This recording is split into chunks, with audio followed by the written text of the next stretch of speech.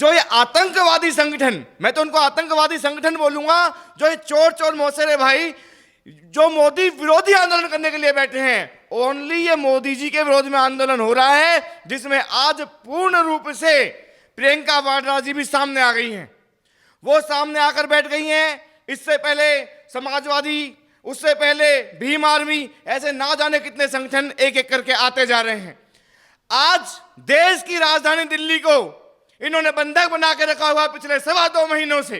इन लोगों को शर्म आनी चाहिए। कांग्रेस ये वो जहरीले जो देश में ही रहकर देश के साथ गद्दारी करते हैं। जब पूरा देश शर्मसार हो गया कि भारत के झंडे को अपमानित करवा खालिस्तान का झंडा फहरा दिया गया, तो इन लोगों ने 2 शब्द नहीं बोले। लेकिन आज अगर कोई देश के पक्ष में बोलता है तो सब उसके खिलाफ हो जाते हैं। ये षड्यंत्र रचते हैं, ये सिर्फ लोग राजनीति करते हैं, ये भेदभाव करते हैं जातियों में, ये भेदभाव करते हैं धर्म पे, ये धर्म की राजनीति करते हैं। अगर जय श्री राम कोई बोले तो भाजपाई हो जाता है, कोई ये भगवा वस्त्र धारण कर ले तो वो भाजपाई हो जाता है। अरे शर्म करो, अरे राजनीतिक गलियारो शर्म करो। तुमने शर्मसार कर दिया है, इस देश को लज्जित कर दिया है कि तुम्हारे जैसे षड्यंत्रकारी इस देश के अंदर हैं। आपके ऊपर पूरा भारत थूकता है।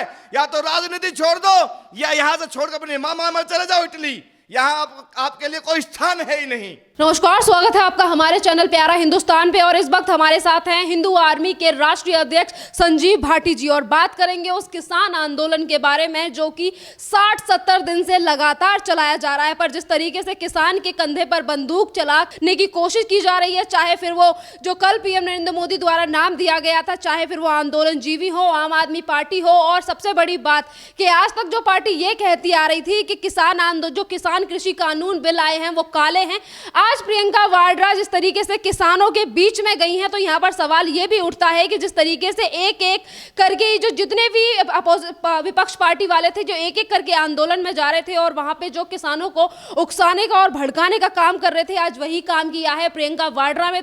तो यहीं पे हम बात करेंगे संजीव भाटी जी से कि जिस तरीके से राजनीति जो चल रही है वो आखिरकार कब तक खत्म होगी, क्योंकि इन्हीं की आड़ में किसान को बदनाम किया जा रहा है। एक बात बताइए सर कि जिस तरीके से प्रियंका वाड्रा पहुंची हैं आज, जिनके पति ने खुद किसानों की जमीनों को हथिया रखा है, आज वो किसानों की हितैषी बनकर दिखा रही हैं। देखिए, आज पूरा हिंदुस्तान जिस घटना से शर्मसार हो चुका है वो घटना है किसान आंदोलन की आड़ में। किसान आंदोलन की आड़ में जो ये आतंकवादी संगठन, मैं तो उनको आतंकवादी संगठन बोलूंगा, जो ये चोर चोर मौसेरे भाई जो मोदी विरोधी आंदोलन करने के लिए बैठे हैं, ओनली ये मोदी जी के विरोध में आंदोलन हो रहा है, जिसमें आज पूर्ण रूप से प्रियंका वाड्रा जी भी सामने आ गई हैं। वो सामने आकर बैठ गई हैं। इससे पहले समाजवादी, उससे पहले भीम आर्मी, ऐसे ना जाने कितने संगठन एक एक करके आते जा रहे हैं। आज देश की राजधानी दिल्ली को इन्होंने बंधक बना के रखा हुआ पिछले 2.25 महीनों से। इन लोगों को शर्म आनी चाहिए कि तुम किसान आंदोलन की आड़ में आखिर देश को और दिल्ली को जो बंधक बनाने का कार्य कर रहे हो। पूरा भारत देश अब तुम्हें समझ चुका है। यहाँ पर यह भी बात है कि जिस तरीके से कांग्रेस की तरफ से पहले दिन से इस कानून को लेकर राजनीति की जा रही है और ये कहा जा रहा है कि ये कानून काला है, पर अभी तक राहुल गांधी हो या फिर प्रियंका वाड्रा, किसी ने भी नहीं बताया कि आखिरकार कानून में काला क्या है। एक्चुअली इन लोगों को बिल के बारे में पहली बार तो किसी ने पढ़ा ही नहीं है। इनको पता ही नहीं है बिल है क्या, और इनको कुछ पता हो तो बिल पर बात करने के लिए राजी भी हों। ये लोग खुलकर बात नहीं करते। एक्चुअली इनको किसान आंदोलन की आड़ में शाहीन बाग पार्ट 2 को अंजाम दिया गया है। इन्होंने पहले दिल्ली को बंधक बना के रखा शाहीन बाग के नाम पे। अब ये जो किसान आंदोलन के नाम पे आंदोलन कर रहे हैं, ये आंदोलन है ही नहीं। इनको तो बस मोदी जी को घेरना है, और सीधा सा साफ दिखाई दे रहा है कि 2022 का जो इलेक्शन है उत्तर प्रदेश में और जो पंजाब में जो इलेक्शन होने जा रहे हैं, तो बस इनका मोटिव ये है कि मोदी जी को किसी भी तरीके से डाउन किया जाए, मोदी जी के रास्ते रोके जाएं। तो यही किसान आंदोलन है, यही शाहीन बाग पार्ट 2 था, और इन्हीं लोगों ने ही दिल्ली में दंगे करवाए थे। ऐसे आंदोलनकारी पहली बात तो ये किसानों को बदनाम कर रहे हैं। कहीं ना कहीं जो हमारे देश का अन्नदाता है वह भी शर्मसार हो गया है इस आंदोलन से। जो हमारे किसान भाई हैं वो हमारे देश की रीढ़ की हड्डी हैं। जिनके ऊपर पूरा भारत नहीं पूरा संसार टिका हुआ है। मैं कहता हूं ऐसे आंदोलनकारियों से कि अगर आप लोग सच्चे आंदोलनकारी होते तो आपने आज से 2 से 3 दिन पहले कहा था कि आप रोड जाम कर देंगे, चक्का जाम कर देंगे। आप चक्का जाम नहीं कर पाए क्योंकि आपके अंदर सच्चाई नहीं थी, आपके अंदर आत्मविश्वास नहीं था, आपके अंदर बल नहीं था, क्योंकि छल के अंदर बल नहीं होता। आप लोगों को पूरे वर्ल्ड से और भारत से और ऐसे बुद्धिजीवियों से जो सरकार को बदनाम करने की कोशिश कर रहे हैं, आज उसी के लिए यह आंदोलन हो रहा है। तो आप जैसे बुद्धिजीवियों को मैं समझाना चाहता हूं कि आपने जो किसान आंदोलन के नाम पे ये जो बेशर्मी ये देश के साथ की है, जो गद्दारी आपने देश के साथ की है, पूरे भारत देश ने आपको देखा है, आपने स्वयं के रास्ते बंद कर लिए हैं। आप मोदी जी का विरोध नहीं कर पाओगे, आप हिंदुओं को नहीं रोक पाओगे। और यहाँ पर ये भी बात है, जिस तरीके से आपने जनता का नाम लिया तो जनता की तरफ से ये भी सवाल उठ रहा है कि जो प्रियंका वाड्रा कभी हरी सब्जियों में अंतर नहीं बता सकती कि पुदीना क्या है, मेथी क्या है, और वही हाल राहुल गांधी का है, और आज ये किसानों के हितैषी बनकर उनके बीच में जाकर बैठ रहे हैं। आखिरकार क्या सिखाना चाहते हैं उन्हें? देखिए, जिस राहुल गांधी को अपने देश के बारे में ये नहीं पता कि सिंधु बॉर्डर है या शंभू बॉर्डर है, जो सिंधु बॉर्डर को शंभू बॉर्डर बता रहे हैं, जिनको अपने देश के राज्यों के बारे में ही नहीं पता, वो प्रधानमंत्री बनने के ख्वाब देख रहे हैं। और वो कृषि कानून का मांग करने चलिए, जिसने आज तक ना तो कभी कृषि देखी, कृषि करना तो बहुत दूर की बात है, कृषि देखी भी नहीं, फसलों के नाम तक नहीं पता। अरे शर्मसार कर दिया है तुमने इस भारत देश को। पूरा देश तुम्हारे खिलाफ है और आज ये आंदोलन अगर बंद नहीं हुआ, या तो तुम इस आंदोलन को बंद करो, पूरा देश शर्मसार कर दिया तुम जैसे गद्दारों ने, नहीं तो देश की जनता अब तुम्हारे खिलाफ आंदोलन करेगी।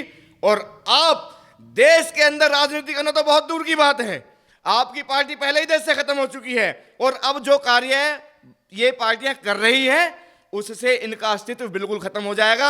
आप देख लेना, आने वाले समय में जो भारतीय जनता पार्टी का नारा था कि कांग्रेस मुक्त भारत, वो इन्होंने खुद ही कांग्रेस मुक्त भारत कर लेना है। यहाँ पर जिस तरीके से चीजें निकलकर सामने आ रही हैं, और जितने भी जो अराजकतावादी हैं जो इस आंदोलन में शामिल होकर अपने आप को किसान कह रहे हैं, और जब देश में जिस तरीके की हिंसा फैलाते हैं, और जब देश की जनता के द्वारा इन्हें ये कहा जाता है कि ये सारे लोग जो हैं वो आतंकवादी हैं, तो कांग्रेस की तरफ से ये कहा जाता है कि ये जो सरकार है वो किसान को आतंकवादी कह रही है, जो कि ठीक नहीं है। देखिए, किसान कभी आतंकवादी हो ही नहीं सकता। एक किसान बहुत बड़ा परिश्रमी होता है, वो अपने परिश्रम से, अपनी मेहनत से, अपने बाहुबल से कृषि करता है। उस किसान को इन्होंने बदनाम कर दिया है। ऐसे राजनीतिक गलियारों को जो देश के अन्नदाता के खिलाफ जाकर और ऐसे झूठे आंदोलन करता है। किसान हमारे देश की रीढ़ की हड्डी है। अगर किसान के ऊपर पूरा संसार टिका हुआ है, वो रीढ़ की हड्डी पूरे संसार की है, उस रीढ़ की हड्डी को तोड़ने का काम किया है इन लोगों ने। ये आतंकवादी है, ये देश की जनता ने खुद देखा है। जिस समय देश गणतंत्र दिवस की खुशियां मना रहा था 26 जनवरी के दिन, इन लोगों ने अपनी मानसिकता स्वयं दिखा दी कि दिल्ली में जिस तरीके से लाल किले पर चढ़ के इन्होंने भारत के झंडे को अपमानित कर और खालिस्तान का झंडा वहां फहरा दिया गया। देश की जनता भूलेगी नहीं, आने वाले समय में तुमको बताएगी। अभी जनता चुप बैठी है इसलिए कि आने दो वोटिंग का समय, वो अपनी ताकत दिखाएगी वोट के माध्यम से, तुम्हें चोट देगी। आप कुछ भी जो कर रहे हो, आप शर्मसार खुद हो जाओगे अपने इन कामों से। कांग्रेस हो या फिर जितना भी विपक्ष हो, आम आदमी पार्टी भी कहीं पीछे नहीं है। और यहाँ पर सबसे बड़ी बात यह भी है कि महाराष्ट्र में शासित राज्य वाले, मतलब वहां की जो पार्टी है जो तिगड़ी सरकार बनाकर बैठे हैं, आज वो संजय राउत भी इन किसानों के बीच में आकर ये कहते हैं कि हम तुम्हारे साथ हैं। एक बात कहना चाहूंगा कि जहां पर सभी चोर मौसेरे भाई एकत्रित हो जाएं तो मान लेना कि वो आंदोलन खड़ा है ही नहीं। चाहे वो केजरीवाल हो, चाहे वो समाजवादी पार्टी हो, चाहे ऐसे कितने भी पार्टियां हो, जो चोर मौसेरे भाई एकत्रित हो जाएं, समझ लेना वो एक महाषड्यंत्र है। और ये महाषड्यंत्र ना ये किसान आंदोलन है, ना ये कोई और आंदोलन है, यह सिर्फ मोदी जी को पीछे करने के लिए आंदोलन किया जा रहा है। यह मोदी विरोधी आंदोलन है। अभी जैसे कि कुछ देर पहले आपने जिक्र किया कि जितनी तरीके से ये जितने दिनों से जो आंदोलन और दिल्ली को जो घेर कर बैठे हैं, ये सारा परपंच इसीलिए रचा जा रहा है क्योंकि आने वाले टाइम में भी अक्टूबर तक, अभी राकेश टिकैत ने कहा था कि जो आंदोलन है ये अक्टूबर तक चलेगा। और बातें ये भी निकलकर सामने आ रही हैं कि अक्टूबर के बाद उत्तर प्रदेश में चुनाव स्टार्ट है। तो जितनी तरीके से ये जो विपक्ष है जो मिलकर एक झुंड बताने की कोशिश कर रहा है, क्या योगी सरकार को मात दे पाएगा? देखिए, पहले बहुत कोशिश की गई, उत्तर प्रदेश में सरकार बनाने के लिए सारे चोर चोर मौसेरे भाई एकत्रित हो गए। इन लोगों ने एक षड्यंत्र रचा कि सारी पार्टियां एक हो गई और मिलकर चुनाव लड़ा, और उतनी ही बुरी तरह ये हारे। और आज जिस तरह से किसानों को बदनाम करके अगर ये राजनीति करने की कोशिश कर रहे हैं, तो उतनी ही बड़ी इनकी हार होने वाली है उत्तर प्रदेश में। अब ये चाहे अक्टूबर तक बैठे, चाहे नवंबर तक बैठे, आपका ये महाषड्यंत्र देश की नजरों में आ चुका है और पूरा देश एक होकर जवाब भी देगा।